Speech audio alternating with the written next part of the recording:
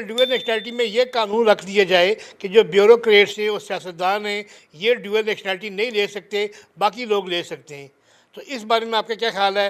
اور دوسرا میرا سوال یہ ہے، وہ آپ سے یہ ہے کہ دیکھیں ہماری سمجھ میں یہ بات تو آ رہی ہے جو پی ٹی آئی اور عمران خان کے ساتھ ظلم و ستم کا پہاڑ توڑا جا رہا ہے، مجھے یہ سمجھ نہیں آ رہا کہ جب غزہ کے لیے ان لوگوں نے احتجاج کیا تو مشتاق صاحب ہیں، سینیٹر صاحب، ان پہ جناب ظلم کیوں کیا گیا؟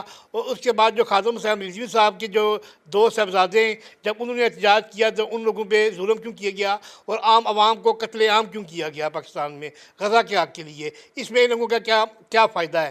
اس بارے میں آپ کے کیا خیالات ہیں؟ یہ جو آپ کا آخری فکر ہے نا، اس کو سم اپ کیا جا سکتا ہے گولی کیوں چلائی؟